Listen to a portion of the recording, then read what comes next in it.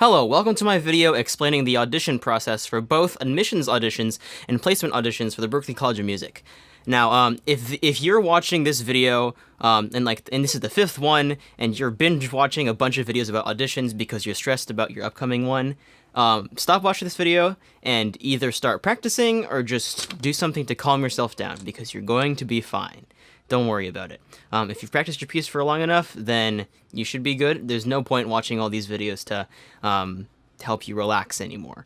However, if you're thinking about auditioning to Berklee, or you're planning on auditioning to Berklee, and you want to know some stuff about the audition process, then you're at the right place, and I'm going to explain some stuff to you. Here we go. First off, this is just my own audition experience. I am sure that other people have had some slightly different audition experiences, but I am here to provide my perspective on this sort of thing. Like, there are plenty of other Berklee audition videos, but I thought I would share the experience that I had, and hopefully it can help you in yours. In case you're not a frequent viewer of my videos, hello, my name's Carlos. I am from the Seattle area of good old Washington State, the Evergreen State. I played saxophone for about 7 years, played in my high school jazz band for all 4 years when I was in jazz band, and I've been running this YouTube channel where I produce jazz covers of video game music for the past 4 years. This is just some background about me so you can understand the skills I had when I came to Berklee for my first audition. So at Berklee, there are two main auditions.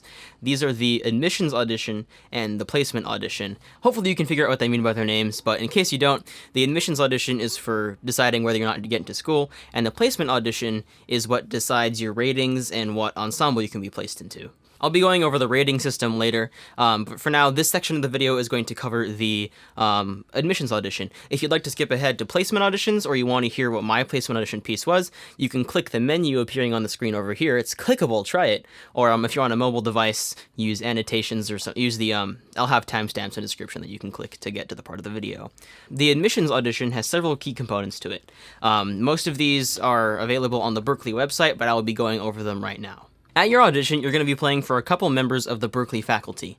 I don't know specifically what department the people I auditioned with were from, but I had one guy who played the piano, who played alongside me when I did my improvisation, and there was another one who sort of sat in the back and was taking notes on my performance. The first component of the audition is sight reading. So even before your audition actually starts, you're given a 15-minute warm-up period. And during this 15 minutes, you have access to a binder with a few pieces of sheet music that you'll be asked to sight read when you're actually doing your audition. Because you have this music beforehand, it's not exactly sight reading, it's more like reading a piece that you've seen once or twice before. I'd recommend reading through all the pieces while you warm up, and of course, warm up your instrument like usual. And also, if you know, I don't think you can write on the actual sheet music, but if there are some parts that you think you're going to mess up on later, I would figure out a way to make a mental note of that, so when you get to that part during your audition, you have a better chance of getting things right. The next part of the audition is your prepared piece. This is probably the one that you'll prepare for the most, hence the name prepared piece. It can be anything from like a tune from an artist to a solo, or to just a jazz standard.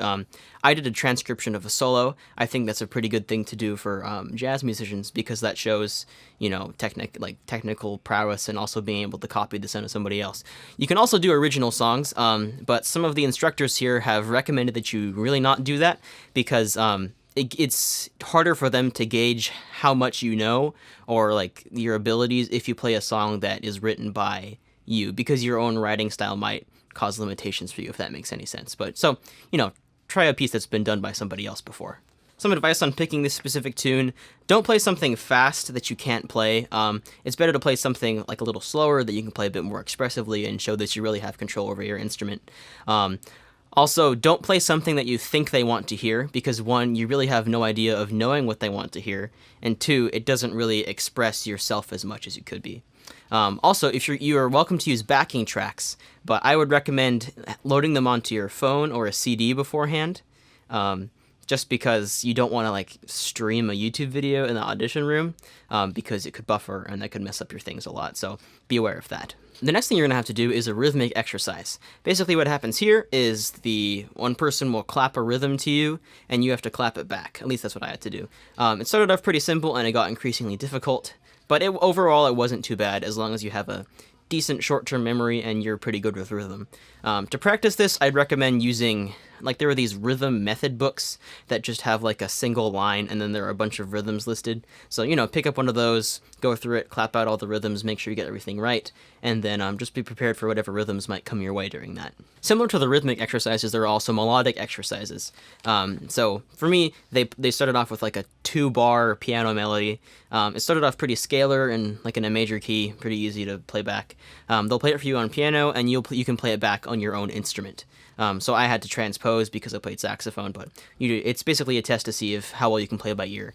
It did get pretty difficult towards the end. I think the last thing that they had me do was like a 4-bar phrase, and there were 4 quarter notes in each bar, so 16 unique quarter notes, and they were all like chromatic. It was not very melodic, almost atonal, but it was like a long chromatic sequence that they wanted me to try to play. So that was pretty difficult. I honestly felt like I didn't do that section as well as I could have, so I would recommend learning songs by ear. Just like pick a couple of jazz standards or something, or put on the radio and try and play alongside songs using your ears. That's a good way to get pitches in your ears.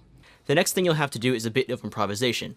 You can do this over any jazz standard that you want, a blues form, or just like some sort of vamp over a couple of chords or something like that. All they want to see is how well you can improvise over a given set of harmonies. In my audition, I called the tune Blue Bossa, so I played the head, and then I did a chorus or two of soloing with my instructor. If you're accomplished or a jazz musician that's pretty proficient with what you do, I recommend learning the tune in 12 keys if possible, because what happened with me was I was playing the first chorus of my solo, Blue Bossa's in C minor. Then for the second chorus, my instructor just like threw everything up a half step, and it took me a while to figure out what was actually happening. So, needless to say, I didn't have the best second chorus of improv I could because I hadn't practiced Blue Bossa a half step up from the original key. Learning songs in 12 keys in general is a good way to understand the song better because you'll learn about the song in an intervallic way as opposed to just what notes are in the melody. But yes, I highly suggest practicing in multiple keys. This may not happen to you, but it happened to me, and it kind of freaked me out, so I would have wanted to know that before coming to the audition. After the actual audition, there's an interview. There aren't really that many ways to prepare for this interview or interviews in general, besides just, improving your ability to talk to people or being able to express your thoughts in a collected, organized way using words. In fact, I would suggest not worrying about this and trying not to prepare for this, since I think it's better to be yourself, have organic responses, and be as true to yourself as possible. I'm not suggesting that you think about this question in an effort to have a canned response for the interview. I'm saying that you should think about this question to really understand why you're making this decision. Because going to a professional music school like Berklee is not a small choice. It pretty much defines what you want the rest of your life to be centered around. If you love music and you're really confident that you'll be able to improve and make this into your future career, then by all means, Berklee is the place for you.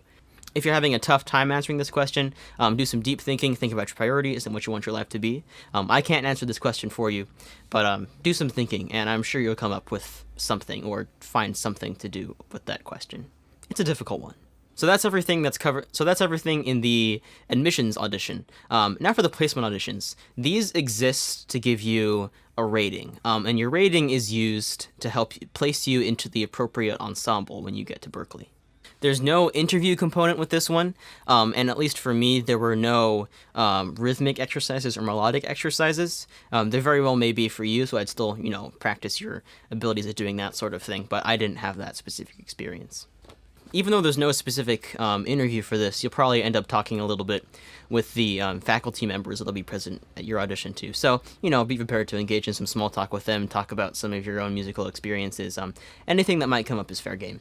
Ratings are on a scale from 1 to 8, with 1 being the lowest and 8 being the highest. Theoretically, each number represents the equivalent of a semester of proficiency at Berklee.